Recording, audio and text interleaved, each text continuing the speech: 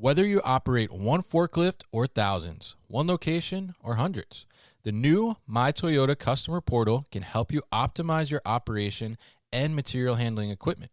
This one-stop, free-to-use platform is designed to help you take control of your information and make smarter decisions, all at the touch of a button. Register and access your data today at my.toyotaforklift.com. That's my.toyotaforklift.com. Hi, my name is Steven Evans, and I'm a senior global supply chain management major at Rider University, and I'm a student-to-be graduate. You're listening to the New Warehouse podcast. My safety tip for within a warehouse would be to always look where you're going.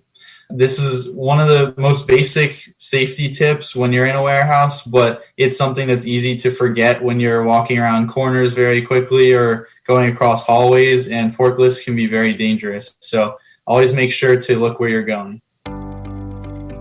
Fulfillment demand continues to skyrocket and outpace available labor. To keep up, warehouse operators are turning to flexible fulfillment solutions like 6 River Systems. Utilizing 6 River Systems' award-winning combination of collaborative robots, artificial intelligence, and operational expertise will make your associates and wall-to-wall fulfillment workflow more efficient. No new infrastructure, no change to warehouse layout, easy to deploy and scale, easy to train and retain associates, all at half the cost of traditional automation. Want to take your fulfillment operation to the next level? Go to www.6river.com to learn more. That's www.6river.com to learn more.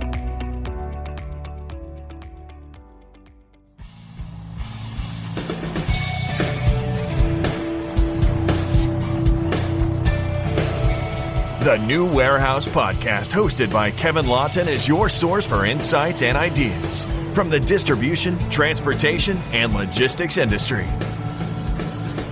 A new episode every Monday morning brings you the latest from industry experts and thought leaders. And now, here's Kevin.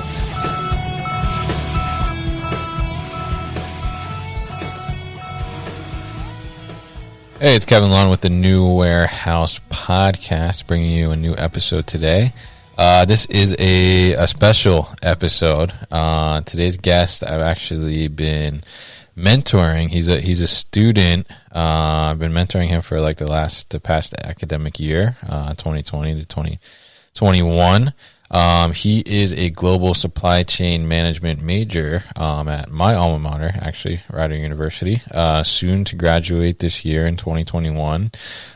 Soon to be on the market, looking for a supply chain position. Actually, his name is Steven Evans, and I had him on the show because he actually did this great thesis talking about waste in the supply chain, which I thought was pretty interesting. So he's going to tell us a little bit about his experience as a student in the pandemic, and also talk to us about his thesis and a little bit about how that waste occurs and how we can kind of combat that as supply chain professionals, especially on the warehouse side of things as well.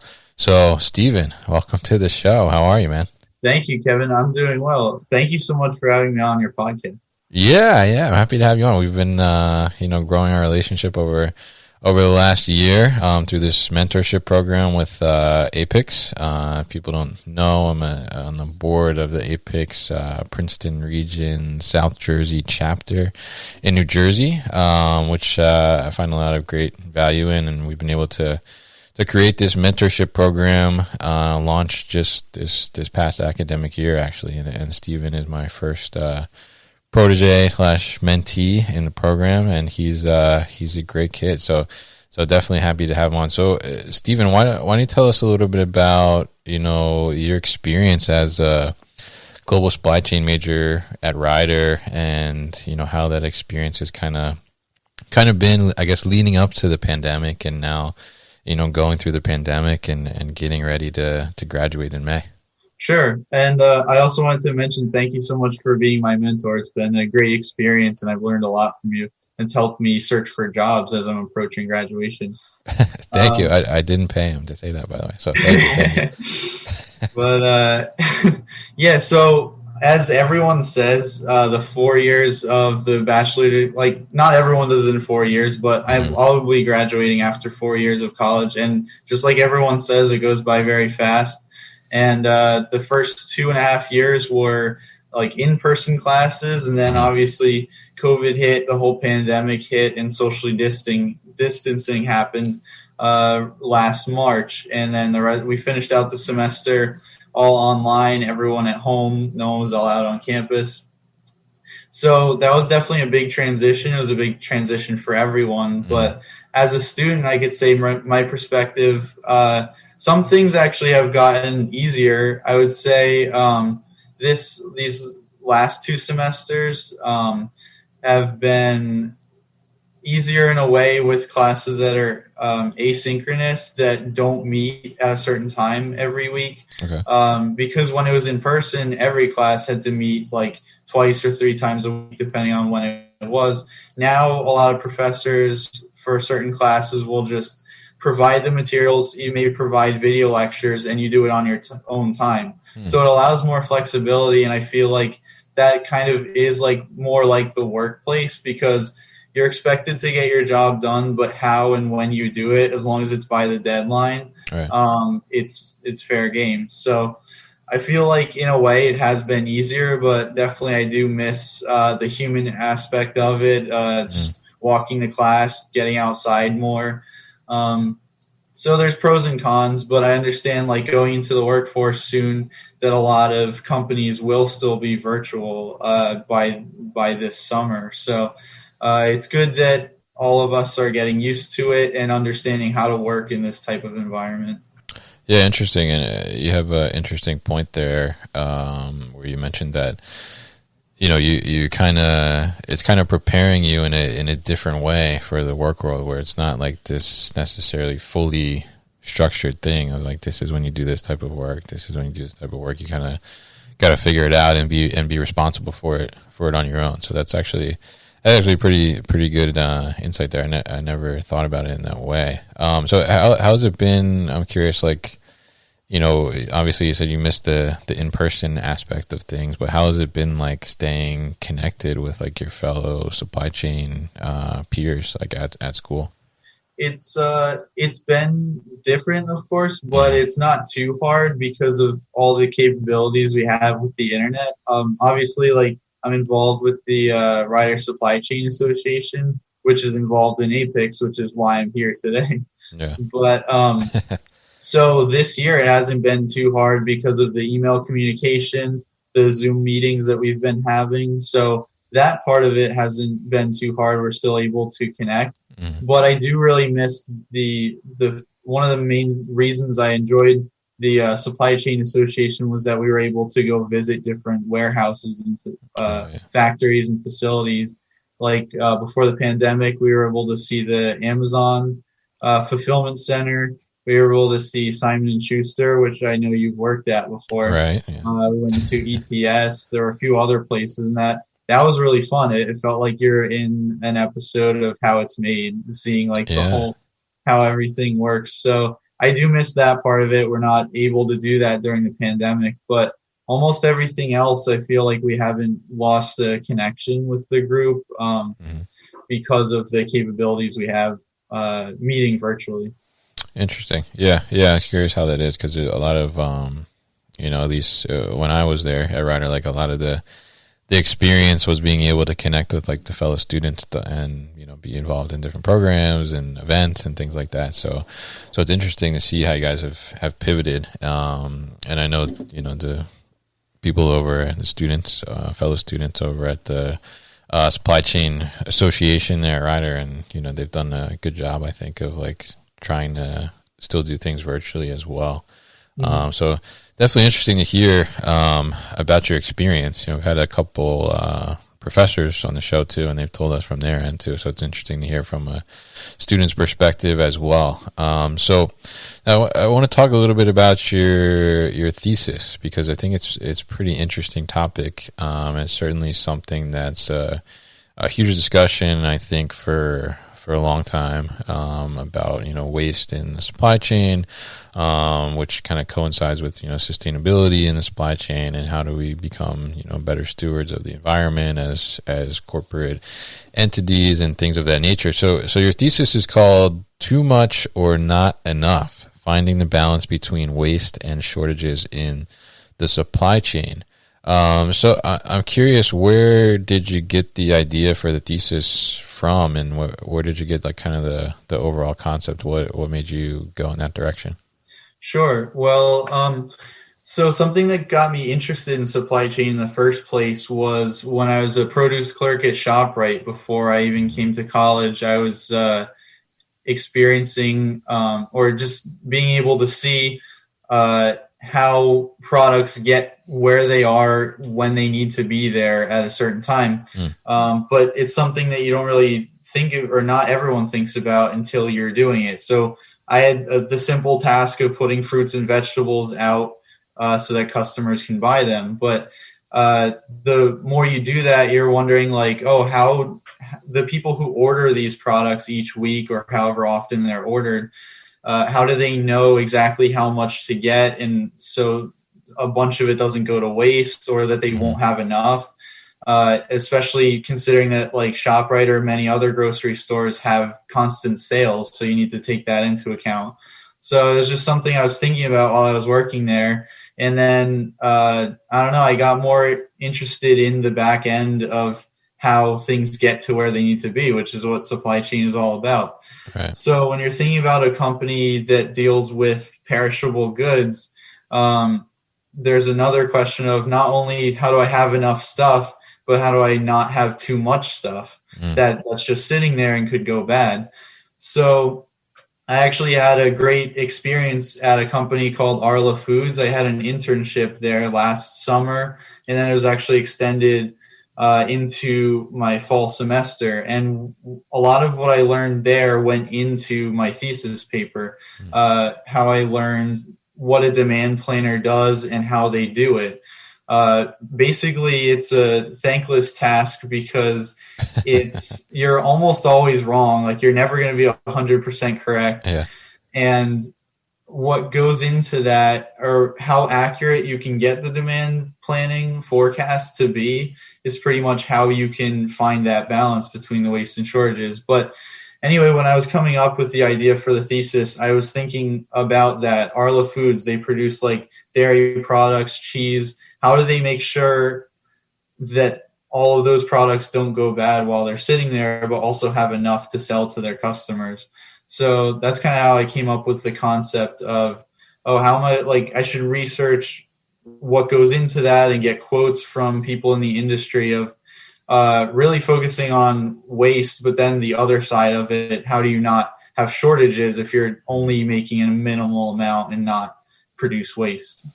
Yeah, I think that's an interesting point there, is that, and I thought that was interesting in your thesis too. When I read it was, there is a difficult balance where, you want to be the best, I guess, steward of the environment that you can be, but then at the same time, you want to make sure you have enough to meet the demand of your customers, because if you can't meet the demand of your customers, then you may not even last that long to be a steward of the environment or keep the company going, right? Because you need your customer sales to keep things really going in the revenue. But then at the same time, you also don't want to be short. So it is a difficult balance. And I know in my experience, you've looked at, metrics like inventory health, where are we right in line with the forecast and what's supposed to be in terms of how much inventory we're holding. And it's hard. Yeah. And I think, it's interesting. You're already, I've recognized that, being a demand planner is a little thankless, of a job. So, and I think a lot of aspects in supply chain sometimes are, people don't really recognize, supply chain people in their organization until, something stops working in the supply chain, actually. So be prepared for that as you enter the workforce. But I think now, with the pandemic, supply chain is actually becoming like cool and like more visible to like the average public, I guess. So it'll be interesting to see if that continues to be, or supply chain becomes more recognized in a sense. Yeah, I agree. I was going to mention that a lot of people, like throughout my 4 years here as a supply chain manager, or a supply chain management major, whenever people ask what my major is, sometimes I have to explain what supply chain is or what logistics is. It wasn't a common term.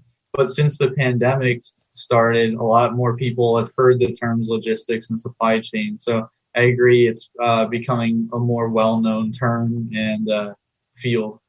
Well, yeah, that's pretty interesting to hear, actually, because I mean, you know, especially like in the beginning with like the whole toilet paper shortage, right? We're talking about shortages, like, I mean, people were like on the news talking about like, why is there no toilet paper? And it's because, like, you know, the supply chain. So it's pretty interesting. So the other thing, you know, when I was reading through your thesis, I think one of the initial things that really stood out to me was you had, I think there's a quote in there that you put it was 40% of food waste in North America is caused by supply chain inefficiency. So I'm curious, when you were doing your research for this, you know, what did you think when you read that, and kind of what did you feel almost? I mean, because that's pretty big number.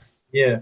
Sure. Yeah, I think like most people, I think it's really a shame, and it's something that motivated me to write this thesis, because I really do hate seeing food or anything going to waste. It seems like there's always someone that could need it, but whatever they need is not where they need it, and that's the problem. That's why it goes to waste, because it costs money to transport it or to store it. And like I mentioned, I've worked in a few different grocery stores, and then I could actually see firsthand how much food is getting wasted, or just that I need to throw out, that I'm being told to throw out. Yeah. Even if it's not like completely bad, it might just not be aesthetically pleasing to the consumer. Yeah. For example, like bananas that are slightly brown, they're still good. They're still edible, or could be used for baking or anything, but it's not really easy to sell them. And then for the company, it doesn't make sense to hold on to them, because if they're not going to make money on it, then they're wasting money holding it. So, I think about the 40% food waste, like a lot of it is you can't really control what consumers waste once they buy whatever product it is.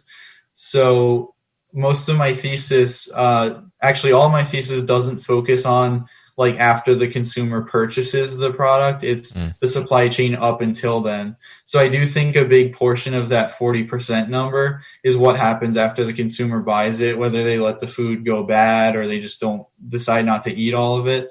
But to a certain extent, you can control what waste happens within the supply chain before the consumer gets the product. Yeah, interesting. And I think it's interesting too that you're drawing from your experience as, you know, and you know, some of your first jobs there in the grocery store as well. And I know through our talks, I think you mentioned earlier here as well that, you know, that kind of triggered your interest in supply chain, just curiosity of like how is it getting to the shelf? You know, you're kind of maybe the last, well, not quite the last, but almost the last link in the supply chain there as when you're stocking the shelf. So definitely interesting, and a staggering percentage, definitely. So you know, there's a lot of, I guess with that being said, you know, there's a lot of impact that you could potentially make in your supply chain career right there. So, but I'm curious, you know, as you're doing your research, as you're looking into this, and you know, I'm saying overall the broad concept of the thesis is waste, but it's really focused in on food waste, which I think is a good thing to focus in on, because that has the most. If we can reduce food waste, I mean, we're making a huge impact, not just like on companies operating more efficiently, but I think just on the overall, you know, need to get food into certain corners of the world, our country, anywhere where maybe there's food shortages. So it's kind of crazy that you think that, you know, 40% of food waste is generating from these supply chain inefficiencies when you hear that there's all these, you know, issues of hunger and things like that as well. So there's a lot we could do from a supply chain perspective to kind of help with that, probably. So I'm curious, in your research, you know, where do you think the most waste occurs within the supply chain? We'll be back after a quick break. You hear a lot about supply chains these days, because if the past couple years have taught us anything, it's that an efficient, well-managed supply chain is absolutely critical to keeping businesses successful and consumers happy. I'm Will Haywood, and I host a podcast called All Business, No Boundaries, where we talk about supply chains, how they work, what happens when they don't, and the innovations that are redefining what's possible in the world of logistics. Join me for insightful interviews with thought leaders and industry experts. We discuss how optimizing supply chains can break down the barriers that are holding businesses back. That's All Business, No Boundaries by DHL Supply Chain. Listen and subscribe wherever you get your podcasts. Sure. A lot of these percentages I found on supplychaindrive.com. So Okay. I think the data was from a couple of years ago, so it's not exactly accurate for right now. But as of a couple of years ago, it says about 61% of food waste occurred at the consumer level. But as I mentioned, my thesis didn't really focus on that because there's not much you can do to convince people how to handle the product after they purchase it. But that being said, 7% of food waste is created at the distribution and market level, 9% is created at the processing level, and 6% is created at the handling and storage level, and 17% is created at the production level. So definitely the production level of supply chain and food supply chain specifically is where a lot of the inefficiency is taking place. Yeah, interesting. And so you said in there, I think it's 7% is happening on the distribution side, right? So that would be like the warehousing side of things. And obviously we're on the new warehouse, so we're going to talk a little bit about the warehouse side of things and focus on that. So I know working in a warehouse in general, there's so much packaging and things of that nature, and there's a lot of waste that occurs just in general. But, on the food waste side of things, happens as well. You talk a lot about basically the spoilage of items and, not being able to keep it past a certain manufacturer date or sell by date. So how do you think that, because your thesis looks also at, ways to try and reduce the waste. So how do you think on the warehouse side of things, how do you think we can work on reducing that waste? Mm-hmm. So the storage level on the warehouse side of the supply chain, the main waste related issue is having too large of an inventory, holding those products that won't be able to sell because they passed the MLOR date or the expiration best by date. So the question is, how do you narrow down and not hold on to those products or sell the products before they're going to go bad? So one way to eliminate this waste risk is by regularly creating accurate demand forecasts, like I mentioned before, which is a very hard thing to do, but there's ways to make the forecasts more accurate. Because the goal of this process is to strike a balance between having enough inventory to cover the orders while not having an excess surplus that will surpass the MLOR date and waiting to be sold off. Another great way is collaborating with information, using all the information that an organization has to add to the demand plan or the demand plan. Okay. For example, a way to collaborate between companies is if I use an example in my thesis of if a toy company regularly sells to Walmart, but they're unaware of any sales or promotions that Walmart is planning in the coming weeks or months, then the toy company will not be able to properly prepare for the higher orders because they don't know there'll be an influx of sales. But if the toy or if Walmart regularly shares information with the toy company, either through a system like EDI, which is electronic data interchange, or other forms of communication, then the toy company can be better prepared to fulfill Walmart's orders. So communicating between these two companies in different industries will be helpful for both companies because Walmart doesn't want to have shortages on a product that they're promoting and they have a sale on. And obviously the toy company doesn't want to short Walmart and not have enough product to give them. And lastly, another way to help out the warehouse is getting just in time, like JIT is a term we learned in school. Right. And that's basically the concept of having the product ready to be sold and distributed right as the demand happens. And so getting a company getting as close to just in time using EOQ, which is another concept we learned in school, is economic order quantity model. That would allow you to know how much to order and when. I mean, obviously, again, this is easier said than done, but a just-in-time system, if it worked perfectly, you would never have any shortages or any waste. So getting as close to that concept as possible would be the best way to help the warehouse and the supply chain in general by not having too much or too little.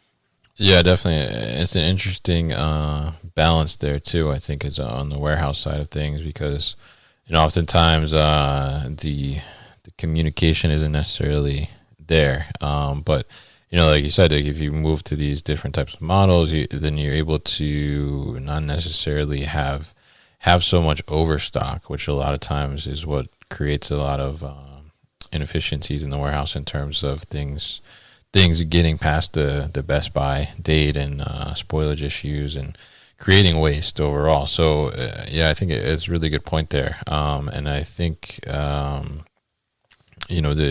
overall, like you mentioned, the example of Walmart and the toys, and I'll say like from personal experience, it's really important to have that communication, especially on the distribution side as well, because the former company that I worked for, they would run like a sale and they wouldn't say anything. Like they wouldn't give a heads up to like the warehouse, and so we actually had to like subscribe to the email newsletter so we would get like a heads up on when there's going to be a sale.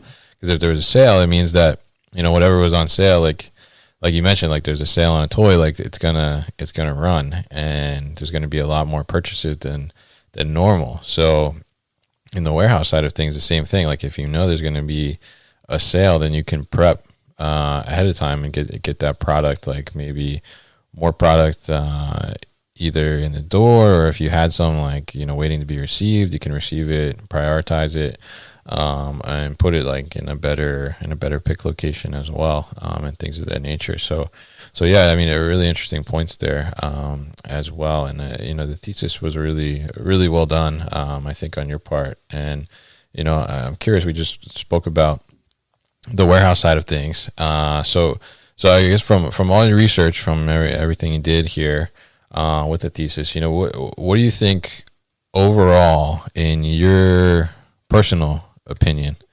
from what you learned, what do you think is the most impactful action that like a supply chain can take to help reduce the waste? Sure. So I believe a deep understanding of your company based on the data that it has and that it collects will enable the company to make the right decisions when it comes to reducing waste. Like, for example, if you know what product sells the most, you can count on there being more of that product in your warehouse.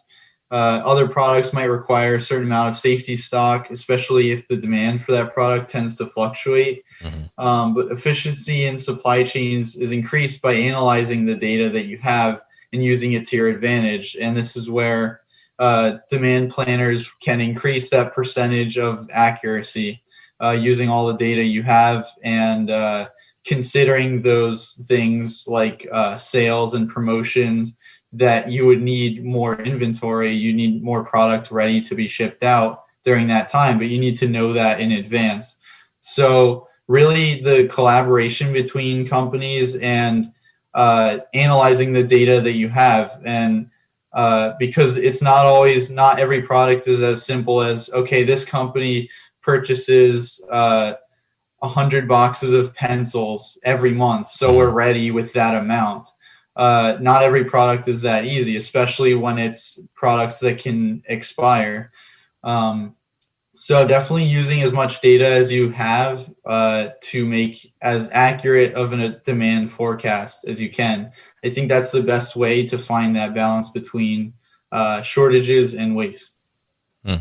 Yeah, interesting idea there, and I think that's a true statement as well. I think that finding a balance, and I think you said the key word there is collaboration. I think really to help reduce waste, there needs to be a lot of collaboration between not only your vendors and your external partners, but also internally as well throughout your different departments, especially when you're looking at all the different steps in the supply chain. Basically, you want to make sure that everything is flowing through as best as possible, and that there's no point in which these products can get hung up, and then take more time, especially when we're talking about food, like more time away from it being on the shelf and potentially getting to consumers. And when you have the food or something that can spoil, it's a shame that it can go to waste even before it has a chance to be in the consumer's hands.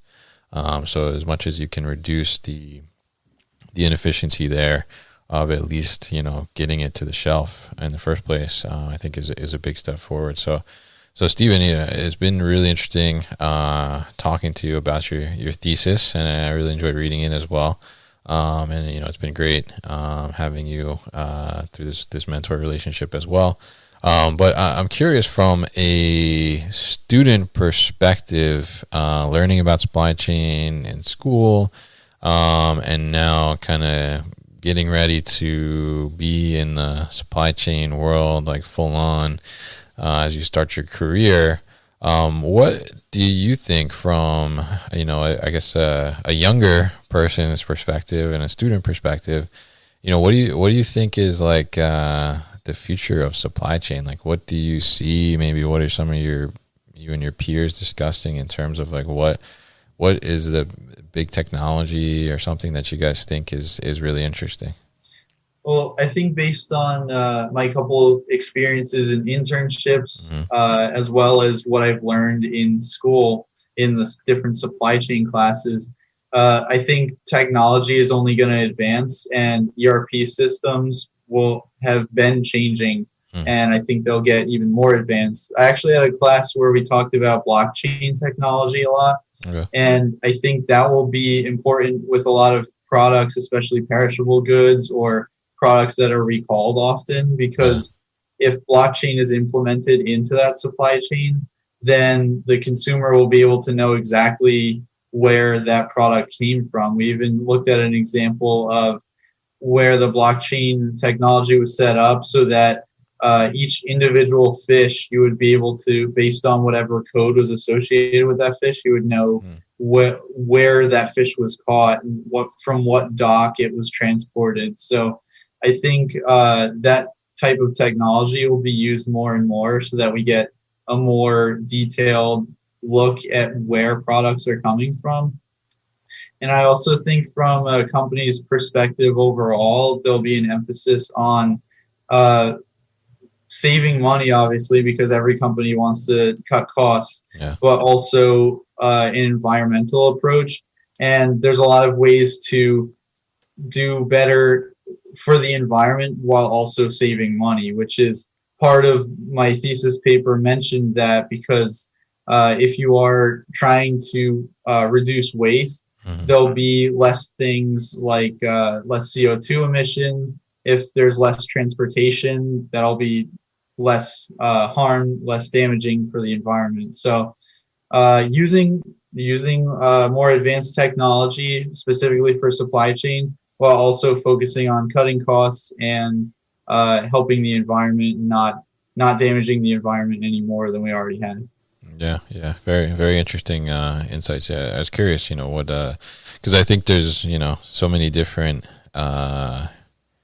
generations, I guess, involved in the supply chain. So I always find it interesting to see like what the different generations' perspectives are, and especially like those ones that are just kind of getting involved, because they're really the ones that are going to end up pushing the supply chain space wherever it may go in like the next 10, 20 years or so, right? Because you're going to be the veteran at that point. So it's very interesting. So Stephen, thank you so much for joining me on the podcast. I know we talk regularly, but this is a little different format, something I don't think you're necessarily used to. So you did really well. So I appreciate you coming on and sharing the student perspective, and also talking about your thesis, which is a really important topic that I think needs to be discussed more, and not only discussed but acted upon as well.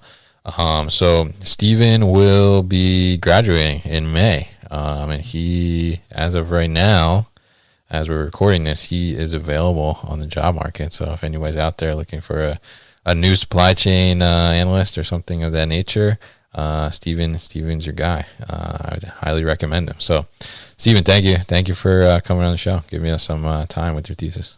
Thank you so much, Kevin. I appreciate your interest in the thesis and for having me on your show to be able to talk about it. You've been listening to the New Warehouse Podcast with Kevin Lawton. Subscribe and check us out online at thenewwarehouse.com.